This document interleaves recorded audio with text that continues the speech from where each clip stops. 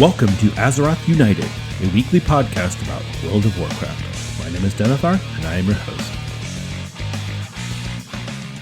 Welcome, everyone. Thank you so much for joining us. It's Monday night in Azeroth, and we've got a great show lined up for you.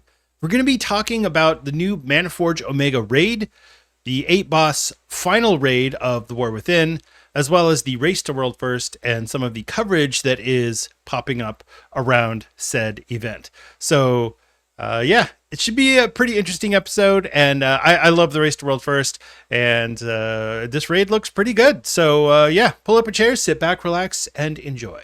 Before I get into the news, I did want to do a little bit of a roundup on what I got up to last week in World of Warcraft. So, and before I even hit that, some of you may have seen, or you may not have seen since it was gone, I unfortunately had to close down the Discord server. And by close down, I mean fully delete.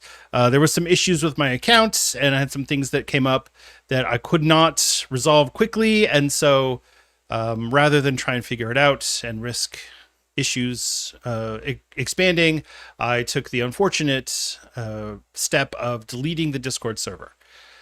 So it's gone, including all of the posts that were on there, which is really unfortunate. I have created a new Discord server. It is now up and running. I've already got some people on that. I put out a few tweets, but this is where I'm going to come to you and as an audience, as a listener to the show, and say, if you could do me a solid. I'm trying really hard to build up a community on the Discord server of like-minded players, people who you might be a hardcore player, you might be a casual player, you might be somewhere in the middle, but a place where people can get together and just relax and chill and talk about World of Warcraft and other games, talk about pop culture, anything you want to do, just relax, have fun, some place where we can get together and just chill and vibe. So if you could do me a favor, do me this solid, and hop on over to the Discord server. You can find the link at AzerothUnitedPod.com, or I'll put it in the show notes if you want to click on that. Join the Discord server. You don't need to talk. You don't have to say anything. Just jump on over. If you find something interesting, welcome to the conversation. If you don't, that's okay. But I would appreciate it if you could jump in and we could get some people going in there. Like I said, the conversation's already started, but it's tough to rebuild from something like that.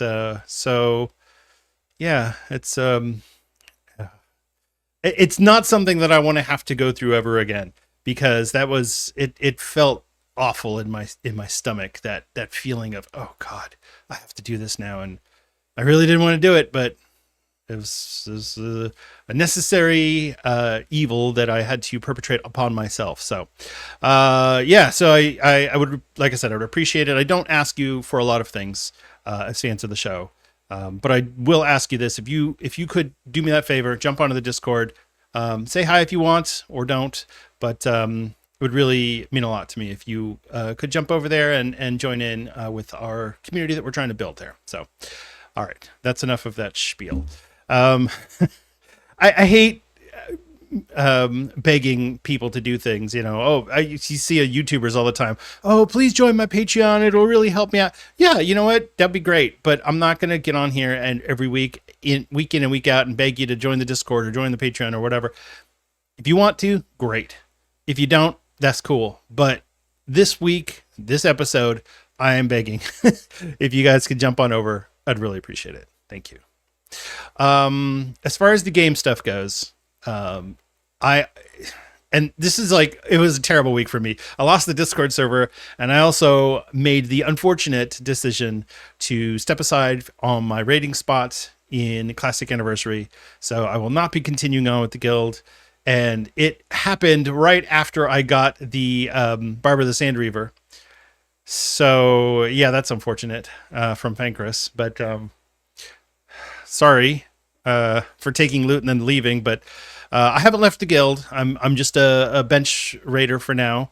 But I can't do the raid times anymore. It's not going to work for me. So I had to step back from that spot. So, it's unfortunate, but real life takes priority over video games every time.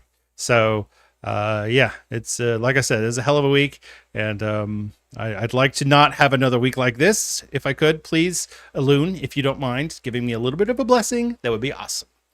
You're right. So, like I said, I got the Barb of the Sand Reaver. So that was cool. And we killed the Twin Imps again. So that was cool. And that was about it. It's the crux of what we accomplished in Anniversary. So, yeah, it's cool. I really enjoy the guild. I enjoy the people. I mean, if you heard my interview with Make Faithful, he's an awesome guy. It's a really good group. I'm sad to know that I will not be hanging out with them every week, from here on out. So, I was really looking forward to going into next too, but, like I said, real life calls. And then, so next week I'll have a pre-recorded episode so it's an interview that I did, and then I'll probably do like an intro and some of what's going on. But I'm going to be on vacation next week, so I will be on the East Coast, and it'll be, got to take a break. Gotta go. The in-laws want to go to Virginia on the coast, and there's an island out there called Chincoteague Island. If you remember, there's a book called Misty of Chincoteague about a wild horse that roamed the islands, whatever. I don't know. I didn't read it as a kid. My wife did. It's not my. So anyway, we're going to go to the East Coast. We're going to fish. We're going to throw out some crab nets. We're going to eat a lot of seafood, and probably sit on the beach and collect seashells. And I don't even know what we're doing. I have no idea. They booked an Airbnb. So we're going to be, I think it's like a 3-bedroom house, which is nice, but it's like, it's small. If you have to spend a week and a half with your in-laws in a small house, I'm going to be looking for things to do. So I'm going to take my recording. No, my wife said I should take all of my recording equipment with me so that I can do an episode there. I'm going to pre-record an episode just in case. So if you get the episode and it's me just introducing the interview that I did last week or 2 weeks ago, that's what it is. If it's a full episode from me from the beach, then you'll know that she won and I took all my recording equipment with me. So that's where we are on that. But yeah, that's what's going on for me. Like I said, not a whole lot going on because I did take a step back from Classic.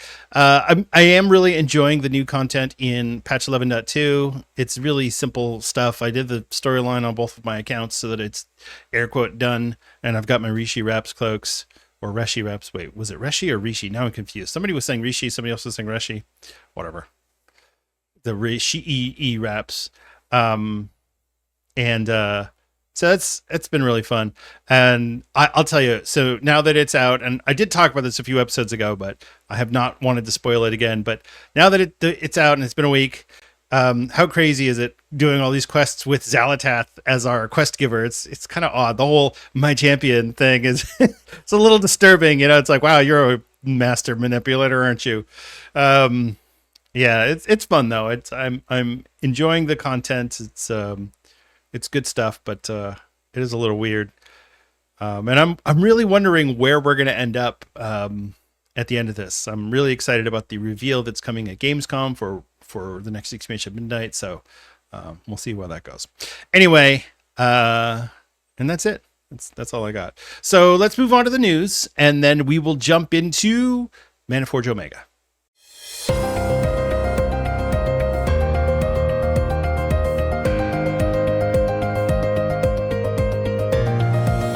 It's time for the news. In Blizzard news, the Gamescom event will begin on August 19th with the opening ceremonies. This will kick off at 11 a.m. Pacific time, 2 p.m. Eastern time, and I believe it's 8 p.m. Central European time. So if you are interested in that and you want to see the new Midnight Cinematic, it's going to be sometime during the opening ceremonies. Now, we don't know exactly where that's going to be. I doubt that they're going to say, welcome to Gamescom, here's your cinematic. So you'll probably have to wait around for a little bit for them to go through all of the openings ceremony hoopla, and it's like a BlizzCon. It's just, it's more companies that are involved. So there will be some talking. If you just want to see the cinematic, I mean, it wouldn't hurt to check out the opening ceremonies. It's pretty cool. I looked at some of the ones from previous years, and I remember the big one from 2015 when they announced Legion. That was pretty awesome. It was 10 years ago. Good Lord. Anyway, so Gamescom will be here on August 19th for the opening ceremonies, and the confirmed that the Midnight Cinematic will be revealed then. We might get additional information throughout the week. So probably what I'm going to do is once all the information is available, then we'll compile everything and either do a video or some sort of update for the show. The react, I don't know. I don't necessarily want to do reaction. Like I said, I'm going to be on vacation, so I probably won't do that, but I will have some sort of here's what I think about this made available to everyone. So yeah, Gamescom, check it out on August 19th. Depending on your time zone, Blizzard being in California obviously wants to put everything in Pacific time. So 11 a.m. Pacific time, 2 p.m. for me, Eastern time. So there you go. It's exciting, but it's also a little weird because we're so used to this sort of thing happening at BlizzCon, or at least Blizzard's online announcements that they do. And we're getting none of that. It's just not even American. It's a European game conference. But it's the second time they've done this. So, I mean, the last expansion they announced at Gamescom turned out to be pretty good. So we'll see how that goes. All right. In other news, for Mr. Pandaria Classic, so Blizzard have announced the raid unlock schedule for Mob Classic. It is going to be August 12th will be Celestial Dungeons. So that'll be the new Heroic Plus dungeon system that you'll be able to do. And then you'll be able to get the Mogshambolt's Celestial rewards from doing that. On August 21st, the Heart of Fear raid will unlock. This is going to be 3 p.m. Pacific time, and that's a worldwide unlock. So everybody's going to get it all at the exact same time. August 26th, the Shaw of Anger will now drop the Tier 14 gear. On September 2nd, Celestial Dungeons Heart of Fear Celestial Awards will become available. So you'll get a week and a half or 2 weeks of Heart of Fear, and then we'll start getting those in the Celestial Dungeon as a reward. September 4th, we'll get Terrace of Endless Springs unlocking, and then September 16th, the Celestial Dungeons will get Terrace of Endless Springs rewards. So they've got this staggered, and if you remember, if you were around for Mists of Pandaria originally, they did the same thing. It was staggered. Terrace of Endless Springs was several weeks after the launch of Mists of Pandaria, so this is on brand. This is how they did it before, and I mean, it's fine. It's whatever, bro. But yeah, I'm watching all of this and watching the tiered raid release and how things have gotten more complicated with all of the things that they've added to Classic. And it's just reminding me that, folks, it may say Classic on the label, but it is not Classic anymore. This is just retail redo. This is, I mean, what we're doing now, it's what we already do in retail. These are the same raids that are in retail WoW right now. The only thing that's different in this is that the combat and talents are different. That's it. It's all the same content that you can already do. So I don't know. It's a little weird, and I guess we'll see. There was the survey that Blizzard purportedly put out, and I think I saw it on MMO Champion. And I was not able to confirm this, so take it with a grain of salt. But the question that was posed was, what would you want to do with your Mists of Pandaria Classic character at the end of Mists of Pandaria Classic? And there were the few options, such as continue on to Warlords of Draenor, keep my character on Mists of Pandaria era servers. But they also had the option on the survey, transfer my Mists of Pandaria Classic character to retail. And it's so weird. Why would they do that now? Are they that afraid of Warlords of Draenor bombing that they're like, maybe we just end it here? I don't even know what to think. It's so weird that that's where we are, but that is where we are. There is the possibility that the Classic will end with Mists of Pandaria and we will not continue on to Legion. That would blow my mind. And I don't think that's what's going to happen. I think Blizzard is just feeling out all their options, but it is something they are considering. So, I don't know what to say. I think Bellular did a video about this where he basically said Blizzard lied because they said they would never do this. And it's like, well, they didn't necessarily lie. They said, we're not going to do this, but things change. They also said they were never going to do Classic, and they did.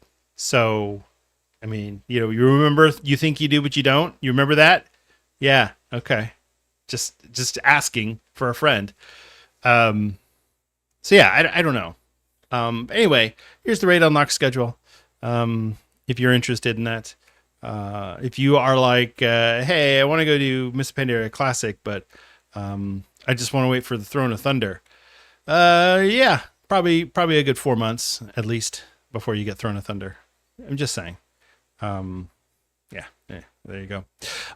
Right. That's it for that's it for that news. I don't know. I just, the whole thing with Classic just fascinates me. I could just sit and talk about what is Blizzard going to do with Classic, because to me it's so weird. Like, this protracted, long rolling thing that Classic has become. Yeah, okay, so I get it. It's like, all right, well, they did Classic, and then they were like, hey, well, we might as well do Burning Crusade, so it makes sense. And now it's like this organic, will they, won't they? Are we going to go to Legion? Are we going to have Battle for Azeroth Classic, Shadowlands Classic? When are we going to get the War Within Classic? It's so weird. Weird. They have to end it at some point. They cannot just continue on the same way retail did. That doesn't make any sense at all. They're already losing subscribers, or no, they already have a lower raid population in Mists of Pandaria Classic than they did in Cataclysm Classic. And, we need to be careful with that sort of thing. So I think it was Entice, who's a Mists of Pandaria Classic streamer or YouTuber or whatever. He put out a tweet saying that the numbers are out, and the raid attendance for Mogashan Vaults in phase 1 of Mists of Pandaria Classic was lower than the raid attendance for Cataclysm Classic, which had Blackwing Descent and Bastion of Twilight and Throne of the Four Winds. Which I say yes, but also, I mean, that's to be expected. That's one raid. You don't get the Heart of Fear until August 21st. So yeah, that makes sense. As Mists of Pandaria ramps up, we're going to get more and more people playing. But the number, I looked at it on ironforge.pro, and it's definitely lower for Mists of Pandaria than it was for Cataclysm, and certainly lower than it was for Wrath of the Lich King Classic. I mean, there was a period of time during Wrath of the Lich King Classic, 10, 12 weeks into Icecrown, that was higher raid attendance than what we got in Mists of Pandaria Classic for the first week of raid. I think that says a little something. I don't think it's a condemnation of Mists of Pandaria Classic. I don't think that means Mists of Pandaria Classic is bad. I think it means that people are starting to drop off because they go, you know what? This isn't my Classic. I'd rather go play Anniversary. I'd rather go play. I've seen multiple videos of YouTubers who don't want to play old school RuneScape. They're like, fuck that. Who are looking for something to do that's classic, and they don't want to do Anniversary because it's the same thing again. And so they're playing Turtle WoW. And I'll tell you, I'm not big on private servers. I think private servers are bad overall for the health of the game. But you can't deny that what they're doing with Turtle WoW is impressive. If you look at some of that stuff, you go, okay, some of it is a little amateurish, but a lot of it looks impressive. You go, wow, story-wise, design-wise, the raids, they have really cooked. And I don't want to sit here and sing the praises of a private server because what they are doing is illegal, but it is impressive that that's out there and available. And it's disappointing that Blizzard has not followed that route yet in the life cycle of Classic. We're 6 years in, okay? Classic was released in 2019, it's 2025. We're 6 years in. I can't imagine that Blizzard thought even 3 years ago that we were going to still be doing this. Because surely Blizzard thought, well, Wrath of the Lich King, and then people, even if we do release Cataclysm, people won't play it. Well, guess what? They did play it. And now we're in Mists of Pandaria. So people want to play this game in any capacity. If you release a version of WoW, people will play it. Season of Discovery, Classic Anniversary. We still have 80,000 people a week who are raiding in Classic Anniversary. That's not a tremendous amount, but it's significant more than I was expecting. And yeah, okay, so we're going into AQ, so the numbers are going to drop off, but still, we already know that it's going to Burning Crusade. We already know that. Is it going to go to Wrath of the Lich King? Probably. So then what? So to sit here and say that, oh, well, Mists of Pandaria has failed because the numbers are lower, I don't think that that's a failure. I think that it just shows that some people who maybe really prefer vanilla World of Warcraft want something else than what's available. And so they are either taking a break from the game or they're playing something else. Some other version of WoW. Or maybe they're back to retail. I don't know.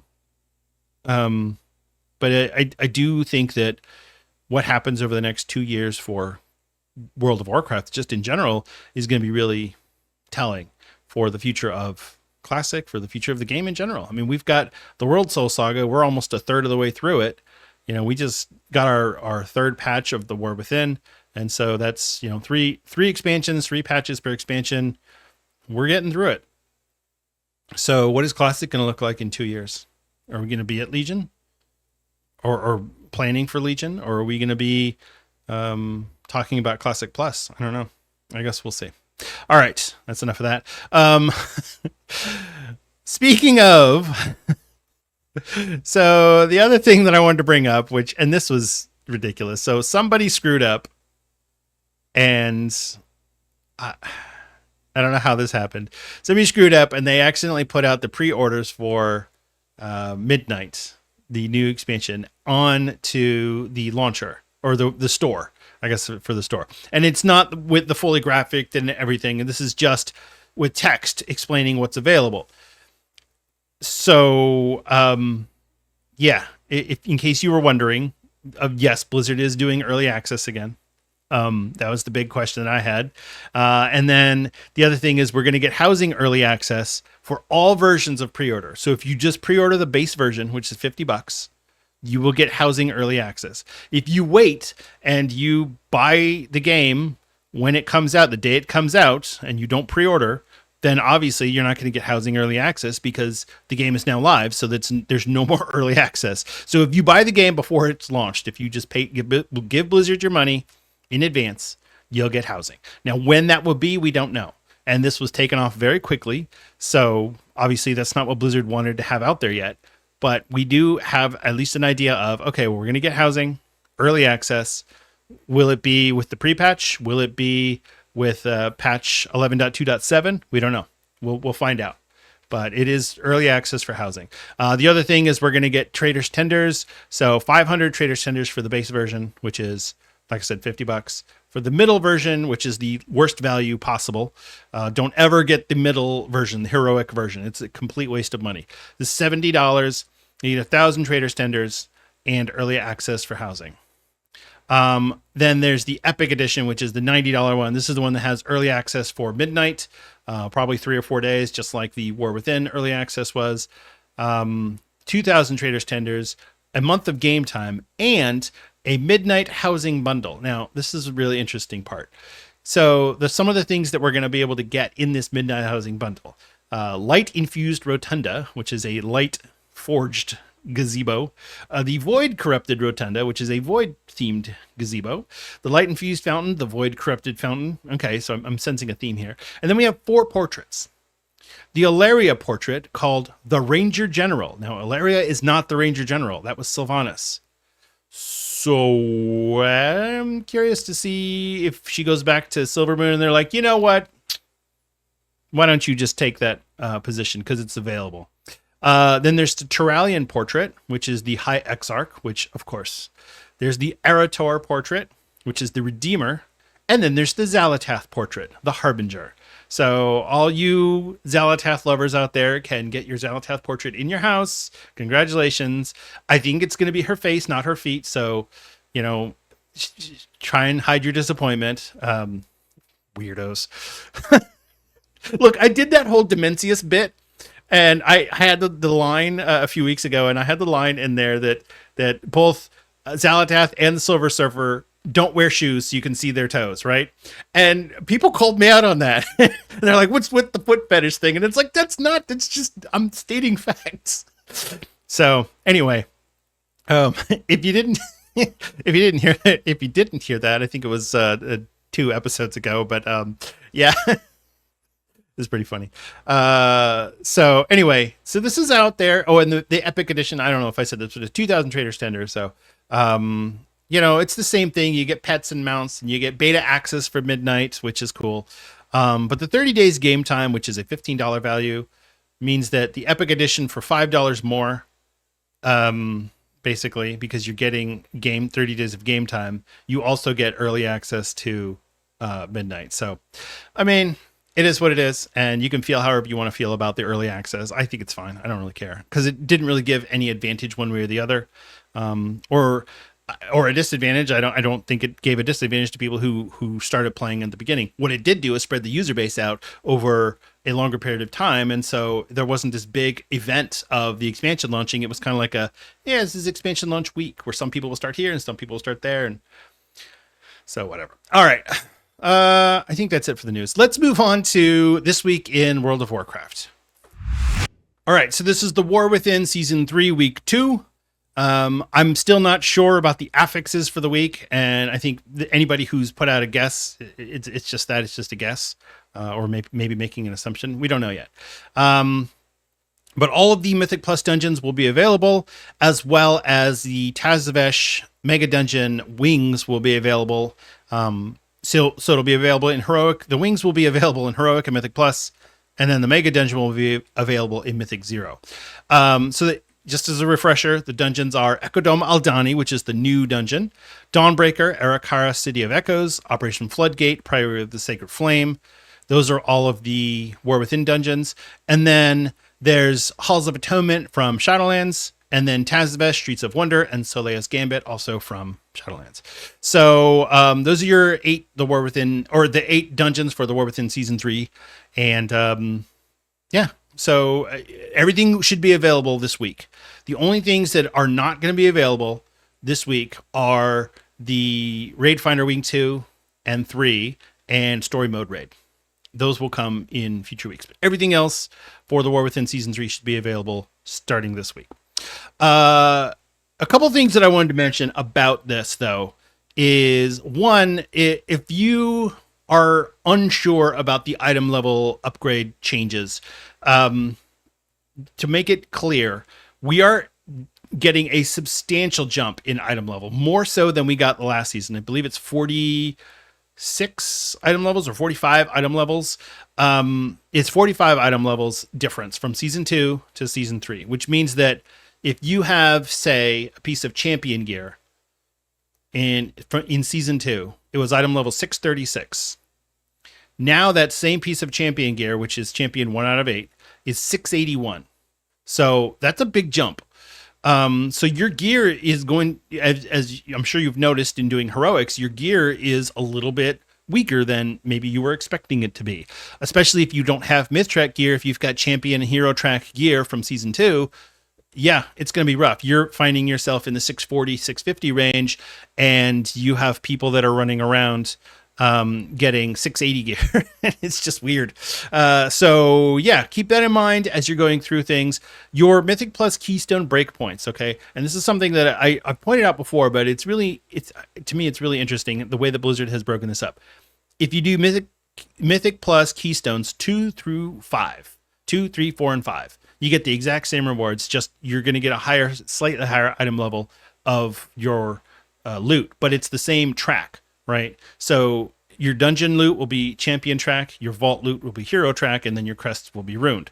It doesn't matter what level it is, what it matters from the currency. Yeah, you have to spend more crests if you get a lower level one. But if you do a 2 and you do a 5, you're going to get ultimately the same reward because you can max out that champion piece at 704 either way. If you do a Mythic Keystone 6, you're going to get hero track from the dungeon and hero track from the vault. And your crest will be a runed crest still. If you start at a 7, that's when you get gilded crests. So you get hero track drop, hero track vault, gilded crests, and then mythic plus 10 and above, you're going to obviously get myth track in the vault and then your gilded crest. So those are your breakpoints. So 2, 6, 7, and 10 are basically the lowest of your different areas where you could do mythic plus. If you are someone like me who doesn't want to do a bunch of high level mythic plus, but you do want to get your hero track gear, you should target at least a 6. The 6s are going to be a little bit more toxic. I'll be honest with you. The better players are going to start at a 7. So, because they were going to want those gilded crests. Just saying, that's just the reality. So, right. So that's what's going on in Mythic Plus this week. The bonus event for the week is the Wrath of the Lich King Time Walking, which I don't think we've had for a while. So you're going to get the Sign of the Scourge buff. Wrath of the Lich King reputation gains from combat and quests increased by 50%. You can pick up the quest A Frozen Path Through Time from Archivist for Thrun and Dornagal to defeat 5 time walking raid bosses or dungeons, and your reward will be a champion track raid item. The Turbulent Time Ways is over, so we're back to getting champion track from our time walking quest. And then you can also pick up the Disturbance Detected Ulduar from Vormu in Dalaran, which is the Northrend version of Dalaran. And that's a quest to defeat Yogg-Saron in the time walking version of Ulduar. And you also have to loot the Titan Prison Fragment. And that you will be rewarded with a hero track Wrath era raid item. So it's something from Wrath. And I think it covers all the raids in Wrath of the Lich King, but it's going to be moved up to hero track. So that's a really cool reward. Plus you'll get champion track items from the raid. So if you're trying to gear up and you're struggling with running Mythic Zeros and you just want to get into Mythic Plus, run the raid. You'll get a couple pieces of gear. It'll be some, Ulduar has a lot of drops, so you should get some rewards from in there. The dungeons available are Ajol Narub, Gundrak, Halls of Lightning, the Forge of Souls, the Nexus, and Utgard Keep. And the raid obviously is Ulduar. The PvP brawl for the week is Warsong Scramble. Do you have a flag? Warsong Gulch has always been the scene of an epic capture the flag battle, but what happens when you can capture your enemy's flag without your own at the base? Or if there are multiple flags at each base? Find out when you step into this PvP brawl. We've also added a few more power-ups in the field of battle to stir things up a bit. To win, your team will need to be the first to capture the 10 flags. When you zone in, you'll get to quest something different to win a PvP brawl, and you'll be rewarded with Conquest Honor and Marks of Honor. And finally, on August 16th, we will get Free T-Shirt Day. Vendors have been spotted in several locations throughout Azeroth selling T-shirts for free. There are even rumors of entertainers launching free secondhand shirts in capital cities. So there's a set number of T-shirts, and I don't remember how many it is, but it's like 12 or something that you can get. They're just transmog T-shirts. Once you've got them all, you're done. That's all you have to do. There's no need to do this on anyone else. There's no need to ever do it again, honestly. But if you haven't done it before, it's a really cool way to get some cool T-shirts for Transmog. So check out Free T-Shirt Day on August 16th. And that's the news. At least the news that we're covering. There's other news that we're not covering because I don't feel like it. But we're going to jump into our main topic of the week, which is Manaforge Omega and the race to world first. It's time for the main topic of the week.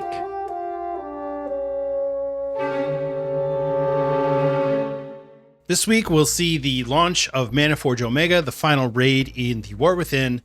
This is an 8-boss raid, and the goal of the raid is to prevent the Shadow Guard from summoning the Void Lord Dimensius, which, of course, we're not going to be able to do because we have to fight him. He's the final boss. We already know that. It's unfortunate, but it's true. The 8 bosses they look interesting-ish. You know, I think Blizzard can create 1 or 2 interesting bosses every raid tier, and then the rest are going to end up being just kind of recycles of existing bosses. You also have to have a gimmick boss, which there's actually a few gimmick fights in here. But so here's the thing. The boss fights themselves look fun. Even if they're familiar mechanics, it still looks like fun. I'm not going to go over all the mechanics here. I don't really feel like that's the point of what I'm trying to do because I'm not a guide writer. If you want to check out a guide, go watch Ready Set Pull, or Ready Check Pull, or Mr. GM, or there's a ton of guides out there that are available for you if you are looking for a guide. I just want to talk about the raid, and then I want to get into the race to world first. That's kind of my goal here. Okay, so the first boss is Plexus Sentinel. Patrolling the colossal machinery of Manaforge Omega, the Plexus Sentinel emerges, ensures that energy from the shattered world of Koresh is cleanly filtered into the Manaforge's central chamber. As the first line of defense, all incoming energy must be sterilized. All pollutants must be purged. That's us. We're the pollutants.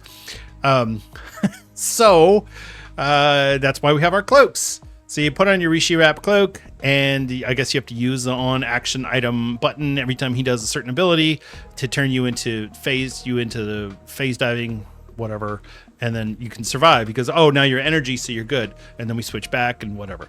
The fight itself looks pretty straightforward. It's a first boss, nothing too complicated. It's just a big giant robot. So yeah, there are some raid wipe mechanics in it, but nothing out of the ordinary. So the next boss is Lumathar. Lumathar is a giant spider looking thing. It says careful genetic modification has engendered in this beast an exquisitely rare sensitivity to magical energies, purpose bred for the ability to infuse arcane energy into his prodigious silk weaving. It creates living silk perfect for the soulbinder to use in binding Shadowguard. So if you did the campaign, you know that Zalata says that the Shadowguard are building an army, and that's exactly what's going on here. They're using Lumathar to create the wraps to build. Anyway, we have to kill it. It's a giant spider. A lot of people have mentioned how it seems horrible. It's like, here's this creature that was captured and force bred into slavery, and we go in and kill it instead of freeing it. But it's like, well, this thing got mad and it attacked us, so I don't know, it might have loot. The worst part about this fight, though, is that apparently after phase 2, the boss, it can't move anymore, and so it chases after us as it drags its entrails across the room. It just looks like little purple swirly thingies on the ground, but still the body horror of this boss fight is a little bit out there. So I guess good job, Blizz. Soulbinder Nazindri is the next boss. Without Soulbinder Nazindri, the immense army of the Shadowguard would not exist. Coaxing the souls of Ethereals out of the twisting nether, the Soulbinder binds them in living silk from Lumathar, and in purpose to serve the Shadowguard. While using the Shadowguard to defend herself, she also considers them her children. Slaying them will only focus her ire. So it's an ad fight, basically. You have to take the boss over to the ads, and this was one of the fights that I saw this and I was like, whatever. It's boring. I don't like the drag the boss over to the ads and then point the thing at the ad so that the boss, you use the boss to kill their own ads themselves. Whatever. The next one is Forge Weaver Araz. Using powerful sigils and techno spells, Forge Weaver Araz controls the flow of energy from the Forge into Dimensius, feeding the Void Lord to bring him to our plane. An ardent follower of the All-Devouring, he strives to see his work through at all costs. Yeah, I mean, this is just another pretty basic looking fight.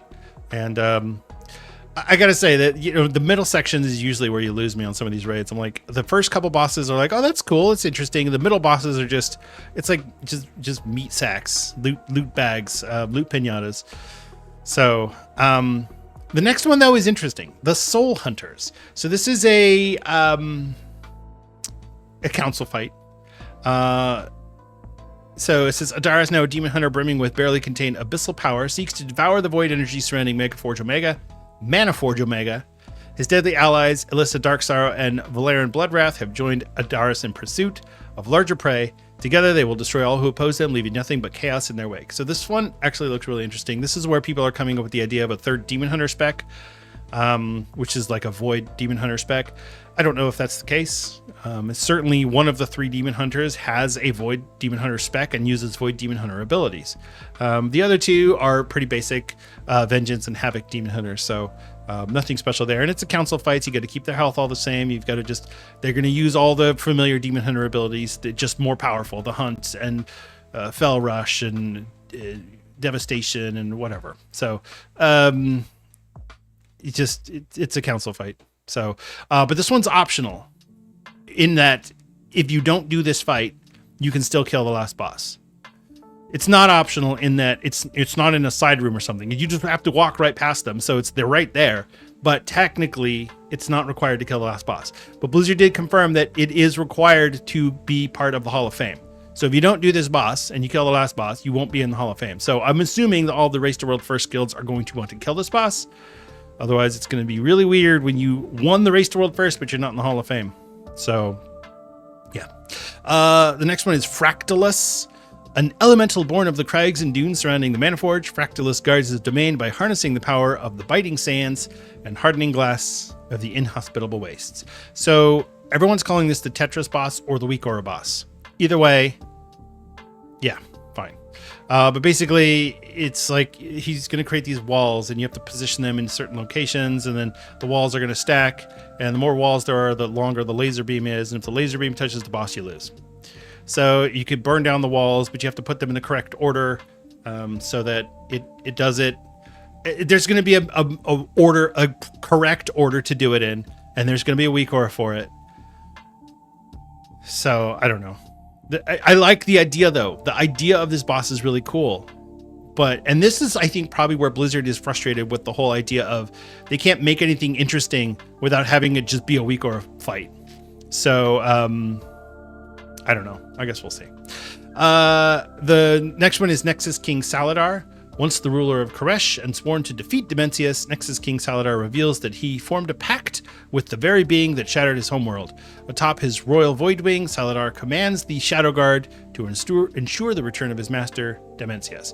And this fight looks like just utter chaos. Like got every possible mechanic thrown into one. And you know, this is we killed this guy, or we fought this guy in the Burning Crusade in Netherstorm. So, whatever. And then Dimensius the All-Devouring. Obviously, we don't know what this fight is going to be like yet. Deep within the Manaforge Omega, Dimensius the All-Devouring and Destroyer of Koresh is slowly waking as his devoted ethereal followers use the Darkheart to give him sustenance. If they succeed, they will unleash a being of unfathomable power that could destroy the very fabric of reality. Well, yeah, that's why we teamed up with Xalatas, so we could stop this guy. In theory. And like I said, we don't know the fight. I'm sure there will be some sort of phase diving component to it. I'm sure there will be some sort of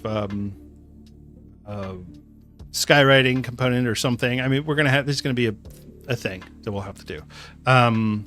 But how is this fight actually going to play out? Like, are we actually going to defeat Dimensius, or are we going to push him back into the void portal? You know, like Sue Storm pushed Galactus back into the portal. Spoiler alert for Fantastic Four.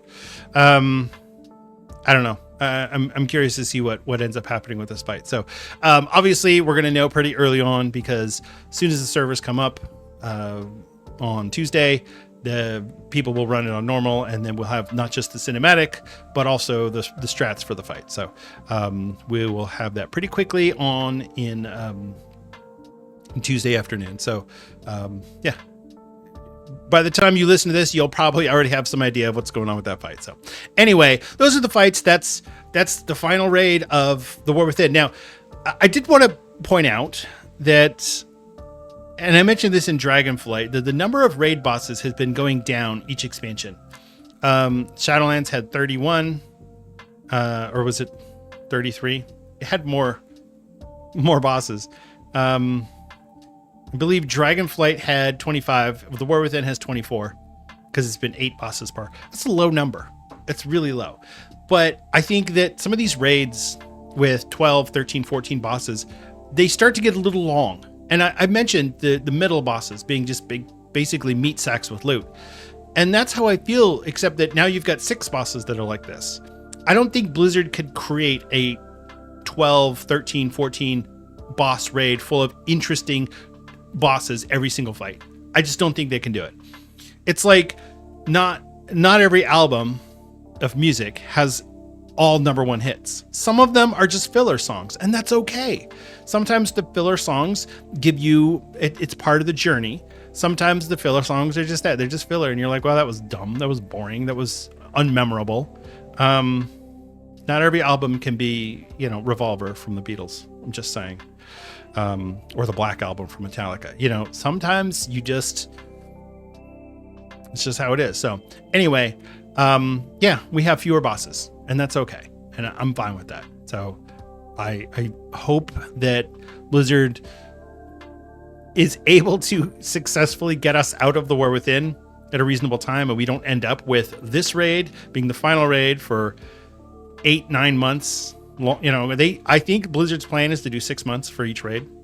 And so if it goes long because the release of Midnight gets pushed back because of different reasons, as we'll see. But once the pre-release is officially announced, not accidentally leaked, I think it's 6 months. They have 6 months to release the expansion. So that'll be really telling for us when we actually get the pre-release availability. And that's because of the EU has certain laws that force that situation. So you can't say you're going to release something and then hold it over people and take their money, but then hold it over their head indefinitely. You have a certain length of time in which you have to release that content. So, all right, let's talk about the Race to World first. So a couple of things that I wanted to bring out here. So Wowhead did release their article of all of the different guilds that are covering the Race to World first. But when I say covering, I mean, they're going to be streaming it. But I wanted to talk about some of these other guilds that, and I did this last time, and I feel like this is really important for us to kind of remember that it's not just Liquid, Echo, and Method.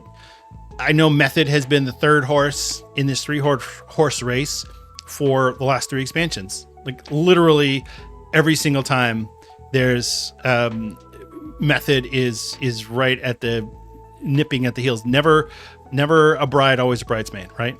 You know, the Shadowlands was a little weird, especially with the pause for Sepulchre, the first ones.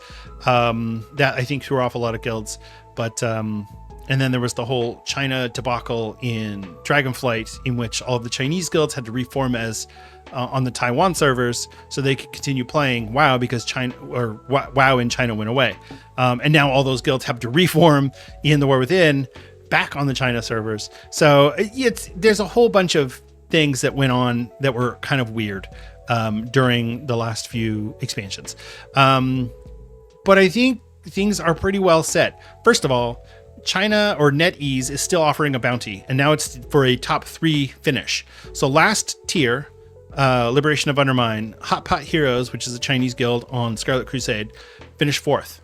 So they just want one of these guilds to jump into the top 3. So you've got Hot Pot Heroes, you have Ji Tianhong, and there's also the remnants of the Skyline Guild, which I forget what they're called now. They changed their name, but it used to be called Skyline back in the day, and then after the servers went away, they reformed with a different name.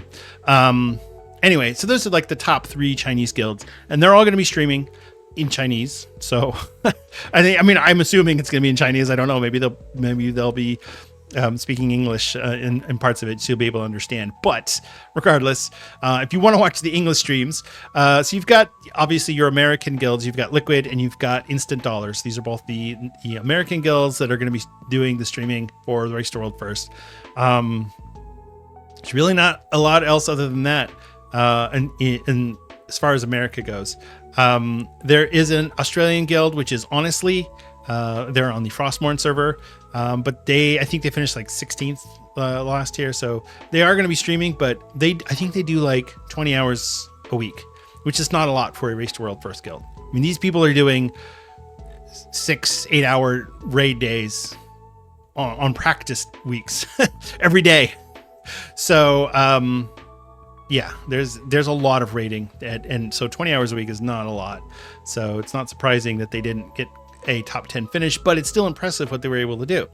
And then obviously you have the European guilds. You've got Echo, which is the big dog in Europe. You've got Method, who has done a lot of rebuilding. I'm really curious to see how this goes. And then now their promotion team is strong.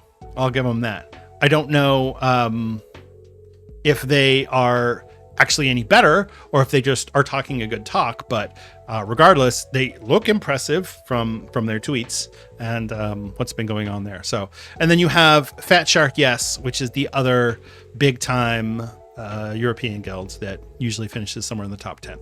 This is it. This is what we've got. I mean, there's going to be some other guilds. You've got like Mate, which is a Korean guild. That's the top Korean guild or top Korean guild. They'll jump in and out of the top 10 here and there. I think they did, what was it, they were 9th place in Liberation of Undermine, so that's not bad. And they are the best guild in Korean servers. So yeah, so we're gonna find out how this goes. There's no predicting what the race is going to be like, because every time we think, well, it's going to be like this. Well, is it though? Do we actually know?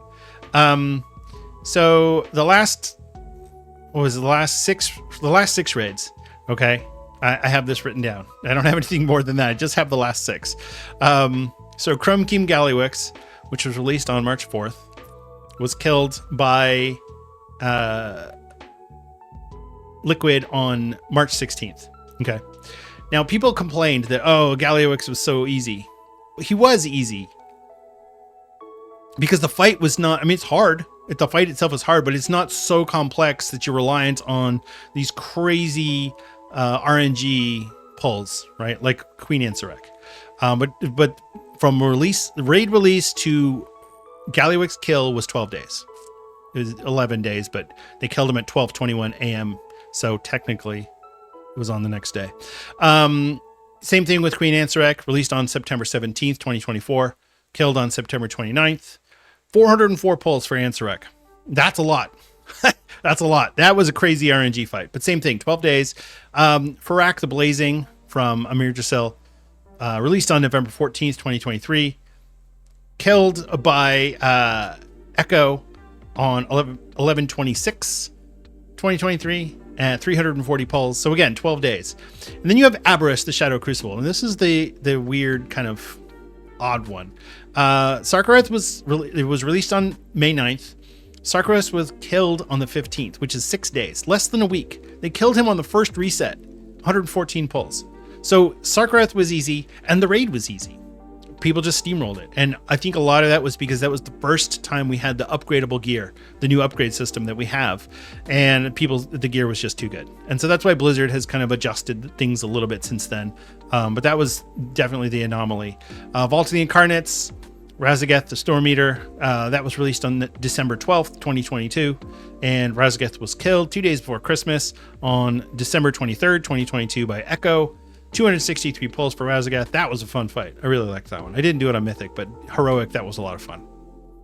And then finally we have the Jailer. Now this one's a little weird because Sepulchre was released on March 8th, but there was a week pause where after Anduin, we had to wait another week before Lords of Dread, Rygalon, and the Jailer were released. So Jailer was killed 18 days in, 277 pulls by Echo. And yeah, those are the last 6 Race to World First kills. So 3 for Liquid, 3 for Echo, and I'd say about 12 days on average is probably a pretty good guess.